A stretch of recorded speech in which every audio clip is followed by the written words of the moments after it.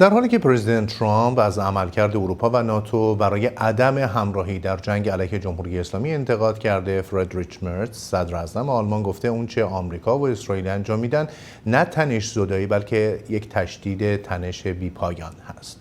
در ارتباط با اختلاف در بین اروپا و آمریکا در این لحظه گفتگویی داریم با آقای ناصر باباخانی، تحلیلگر سیاسی و مدرس کالج نووا از واشنگتن. درود بر شما آقای باباخانی.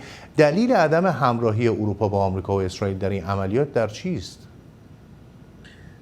درود بر شما. من تصورم بر اینه که اساساً این تنش‌هایی که اکنون بین آمریکا و اتحادیه اروپا وجود داره فقط به این جنگ اخیر معطوف نمیشه. شما اگر به یک سال قبل در همین زمان تقریبا در فوریه بود گمان کنم کنفرانس امنیتی مونیخ وقتی که جی دی ونس سخنرانی کرد و در اونجا به شدت اتحادیه اروپا رو مورد انتقاد قرار داد بدون اینکه از مهمترین بحران بین‌المللی مرتبط با اتحادیه اروپا و آمریکا یعنی جنگ روسیه و اوکراین حرفی بزنه، تاکنون این بحران همچنان ادامه داشته و اگر واقعا بخوایم خیلی خلاصه به دلایل عدم همراهی اتحادیه اروپا و مخصوصا کشورهای ایتری مثل آلمان و فرانسه و خارج از اتحادیه اروپا بریتانیا اشاره کنیم، شاید عمده ترین دلیلش به مسئله‌ای برگرده که در آخرین سخنرانیش صدر اعظم آلمان بهش اشاره کرد و اون عدم اطمینان خاطر از استراتژی خروج از این جنگ بود.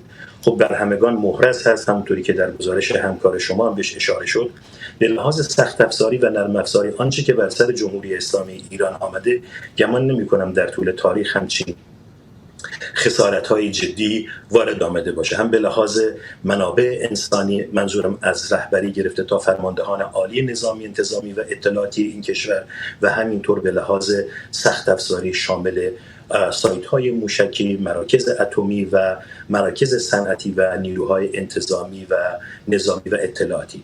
بنابراین مسئله‌ای که وجود داره به تبع این حملات، اون نکته‌ای که اتحادیه اروپا رو نگران ساخته این هست که تبعاتی که این جنگ پیش آورده چه خواهد شد. چون شما می‌دونید در فکر کنم 3 مارس بود صدر اعظم آلمان در اوال آفیس با ترامپ وقتی که ملاقات کرد دقیقاً این جمله رو به کار برد که we are on the same page، ما همه توی یعنی نسبت به مسئله ایران در یک موضع مشترک قرار داریم. اما به تدریج که زمان میگذره و 1 ماه از اونجا از این جریان گذشته، تبعات اقتصادی شدیدی که بر روی آلمان و اتحادیه اروپا وارد شده باعث شده که همچین موضعی اتخاذ بشه. مثلا درسته که آلمان در مقایسه با کشورهایی مثل ژاپن، فیلیپین، هند، پاکستان و چین وابستگیش به تنگه هرمز بسیار کم هست، اما خب این یک بازار جهانی است. نفت و LNG مخصوصا الان جزو کالاهای جهانی محسوب میشن. خود آلمان بعد از قطع روابط به اصطلاح گازی با روسیه تا الان میشه گفت یکی از وارد کننده های انرژی هست. 70% انرژیش از خارج از کشور تامین میشه، مخصوصا LNG و LNG قطر بعد از آمریکا بیشترین صادر کننده LNG به جهان هست، هرچند بر روی بازارهای آسیا تاثیر میگذاره، اما به تبع اون وقتی که قیمت در آسیا بالا بره بر روی انرژی در اروپا هم تاثیرگذار خواهد بود. بنابراین مسئله اقتصادی هست و نکته‌ای که دیگری که به باور من باید بیشتر بهش توجه بشه، روش تمرکز بکنیم، چرخه امنیت به اصطلاح جهانی هست که با تأمین امنیت چرخه امنیت غذایی گره خورده میشه و اون عبارت از مسئله کود. با توجه به حوزه تخصصی خود من هم شیمی هست، من میفهمم وقتی که 30 تا 33% از کود شیمیایی جهان، کودهای نیترات و فسفات و گوگردی و آمونیاکی از طریق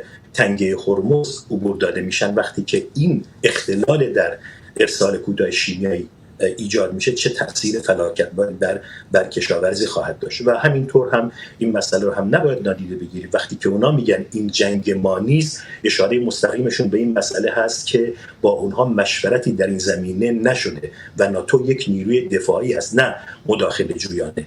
مجموعه این عوامل رو که در کنار همدیگه میذارید به این نتیجه میرسیم که اولویت اتحادیه اروپا میتونه جنگ با اوکراین باشه، اما نه جنگ با ایران. میخوام این عرض بکنم خدمتتون که مجموعه این عوامل باعث شده که اتحادیه اروپا حداقل در این مقطع زمانی که ما داریم با هم دیگه حرف میزنیم به مسئله به اصطلاح پیوستن برای باز کردن آبراه تنگه هرمز به آمریکا ملحق نشه.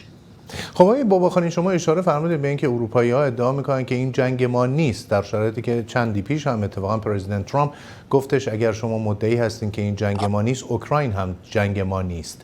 ولی در اون طرف در واقع معادله آمریکا میاد هزینه بسیار سنگینی میکنه و از اوکراین دفاع میکنه، در شرایطی که اروپایی‌ها و ناتو هزینه کمتری دارن. چرا این رو با اون مقایسه نمیکنه؟ کاملا به نکته خیلی دقیق و درست اشاره کردی. واقعیت این هست که به هر حال فشارهایی رو که به اصطلاح ترامپ میاره میشه گفتش که یک الگوهای تکراری هستند. به چه معنا؟ الگوهای رفتاری ترامپ در این خصوص همواره قابل به اصطلاح پیش بینی بودن. شما اگه به 2017 مراجعه کنید، زمانی که ترامپ به شدت ناتو رو مورد انتقاد قرار داد و حتی تهدید کرد که از ناتو خارج خواهد شد، به عنوان مثال در سال 2014 اگر اشتباه نکنم فکر کنم در اجلاس ویلز بود که به اصطلاح میزان بودجه دفاعی کشورهای ناتو اصرار داشت که از 2% عبور بکنه و حداقل به 2% برسونه. اون زمان هم بخش عمده بودجه دفاعی رو آمریکا پرداخت می‌کرد و بالاخره در سال 2025 این تلاش‌ها و این فشارهای یا همون چیزی که من تحت عنوان الگوهای تکراری ترامپ ازش یاد می‌کنم جواب داد و مقرر شده تا سال 2035 این بودجه دفاعی به 5% جی دی پی یا همون درآمد ناخالص داخلی ارتقا پیدا بکنه. بنابراین من این رو با شما کاملا موافق هستم. ترامپ داره در دو به اصطلاح جبهه یا در دو بخش داره هزینه میده. از یک طرف داره هزینه‌های دفاعی و مقاومتی اوکراین رو پرداخت میکنه و از سوی دیگر به تنهایی که خودش در مقایسه با جدولی که ارائه شده، جدول برخورداری کشورهای مختلف از آبراه یا تنگه هرمز، آمریکا در پایین‌ترین سطح این جدول به لحاظ وابستگی انرژی قرار داره و قبل از اون کشورهای آسیایی هستند و به تبع اون کشورهای حاشیه خلیج و همینطور کشورهای اروپایی که 10 تا 15% این انرژی رو، صرف انرژی رو دارم عرض میکنم. مسئله کوتاه و مسائل تجارت جهانی یک مسئله جداگانه است. بنابراین من هم با شما در این مورد کاملا موافق هستم. جناب باباخانی، شما اشاره فرمودید به اینکه آمریکا کمترین میزان وابستگی رو به انرژی خاورمیانه داره و اتفاقا سوال همین است، وقتی که اروپا بیشترین تاثیر رو میگیره از اینکه در تنگه هرمز یک بحران ایجاد میشه و تاثیرش بر روی اروپا بیشتر از آمریکاست، نباید به نظر شما میآمد در ائتلافی شرکت میکرد که زودتر این آبراه باز بشه؟ دلایل خاص خودش رو داره اتحادیه اروپا. البته این رو هم نباید فراموش بکنیم که اتحادیه اروپا در طول تاریخ جمهوری اسلامی از 47 سال قبل سیاستی رو که با جمهوری اسلامی در پیش گرفته یک سیاست مماشات‌آمیز بوده. یعنی از ترورهای مختلفی که جمهوری اسلامی در خاک این کشور انجام داده گذشتن. ما به خاطر داریم که بعد از دادگاه نورنبرگ، گمان می‌کنم دادگاه میکونوس، که به قتل دکتر شرفکندی در کل حزب دموکرات کردستان ایران منجر شد و به هر حال تبعات بین‌المللی اون یقه سردمداران جمهوری اسلامی رو گرفت، تنها کاری که اتحادیه اروپا انجام داشت فراخواندن سفیرانشون بود در زمان دولت اصلاحات. و نکته جالب توجه این بود که در اون زمان هم معادلات اقتصادی بر روی این مسئله اثر گذاشتن، یعنی شرکت زیمنس. منتها بحث بر سر اینه، به قول حضرت علی، مراودات آمریکا با اروپا مبلغی بالغ بر 1000 میلیارد دلار هست، در صورتی که این مبلغ به اصطلاح مراودات آلمان با جمهوری اسلامی کمتر از 4 میلیارد دلار، یعنی اصلا رقم قابل مقایسه نیست. منتها آن چیزی که اروپا از اون نگران است و در بخش اول عرایزم خدمتتون عرض کردم، تبعات وحشتناک انرژی است که بر روی اقتصاد این کشور اثر میذاره. در همین الان بالا رفتن قیمت به اصطلاح نفت منجر شده که برای مصرف کننده آلمانی ما تورم 0.5% رو داشته باشیم. یعنی هر چقدر که زمان میگذره و از طرفی هم خود مرز، شخصا مرز در نظرسنجی ها دچار یک افت محبوبیت شده به خاطر این بیکاری، به خاطر مسائل اقتصادی و مخصوصا جنگ اخیر که بر روی شاخص‌های انرژی تاثیر گذاشته و رشد طرف مقابل، یعنی رشد حزب راست افراطی AFD، همه اینها باعث شده که علیرغم این که اونها به نسبت آمریکا از برخورداری به اصطلاح از تنگه هرمز از سهم بیشتری برخوردار باشن از این انرژی، منتها با این وصف هم در این به اصطلاح همراهی با آمریکا شرکت نکردن. جناب باباخانی، تصور میکنید با توجه به این موضع‌گیری که اروپا انجام داده و صحبت‌هایی که پرزیدنت ترامپ داشته، آینده روابط اروپا و به خصوص ناتو با آمریکا متزلزل خواهد بود؟ گمان نمی‌کنم، چون میدونید همونطوری که عرض کردم خدمتون، این یک نوع الگوی تکراری ترامپ هست که به هر حال فشار رو میاره، حد اکثر فشار رو میاره که بتونه حداقل امتیاز رو بگیره، کما اینکه در مورد بودجه دفاعی کشورهای عضو ناتو کاملا موفق عمل کرد. منتها از طرفی هم اینو باید دید که به هر حال پایه‌های مشترکی بین به اصطلاح این دو تمدن دو سوی آتلانتیک وجود داره. یکیش این هست که به هر حال اتحادیه قاره اروپا و آمریکا دارای ارزش‌های مشترکی هستند به لحاظ دفاع از دموکراسی، به لحاظ دفاع از حقوق بشر، آزادی بیان و ارزش‌های از این دست. و مسئله بعدی این هست که اروپا و آمریکا، اتحادیه اروپا، تجارتشون در سال 2024 مبلغی بالغ بر 1033 میلیارد دلار بوده. این مبلغ عظیم تجارت دو جانبه و همینطور مسئله دیگری هم که وجود داره، ما الان یک بحران بین‌المللی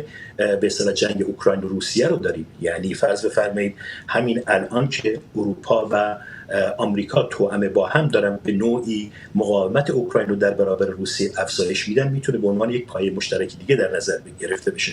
من گمان میکنم بعد از این جنگ، بعد از فروکش شدن این جنگ بین آمریکا و اسرائیل و ایران که حالا رو میشه بحث کرد در یک فرصت دیگر، یک بحث جداگانه است، منتها فکر میکنم به سمت ترمیم روابط پیش خواهیم رفت. خب فقط یه نکته دیگه، چون حدود 2 دقیقه کمتر فرصت داریم، فکر نمی‌کنید که پرزیدنت ترامپ با این فشاری که شما فرمودین که الگوی فشار رو داره برای اینکه تکرار کنه اون روندش رو، فکر نمی‌کنید پرزیدنت ترامپ در جنگ تعرفه‌ها یا کمک کردن به اوکراین پس از جنگ جمهوری اسلامی و آمریکا بخواد تلافی کنه؟ چرا؟ این به هر حال در روحیه آقای ترامپ وجود داره. من مقاله‌ای رو خوندم در رابطه با به اصطلاحی که از در مورد هر جنگ به بررسی مسئله پرداخته بود که در بررسی دلایل یک جنگ بایستی به عوامل سایکولوژیک و روانی پشت پرده پرداخت. یکی از عواملی که به هر حال همواره هم نتانیاهو روش پافشاری میکنه و اون رو به عنوان یکی از نقاط مورد اشاره در مورد ترامپ بهش به اصطلاح اشاره میکنه، تلاش جمهوری اسلامی مستقیم و غیر مستقیم برای ترور ایشون بوده. بنابراین ترامپ کسی نیست که این مسائل از یادش بره و احتمالش بسیار زیاد است که بعد از پایان این جنگ در مورد تعرفه‌ها با اروپایی‌ها به شکل دیگری برخورد بکنه. منتها همونطوری که خودتون میدونید آقای ترامپ اهل دیل هست، اهل معامله هست و احتمال داره با گرفتن برخی امتیازات شاید مثلا مسئله گرینلند رو پیش بیاره و اون موقع مسئله به سمت دیگری پیش بره. اما مطمئنم که ترامپ کسی نیست که از حق خودش بگذره.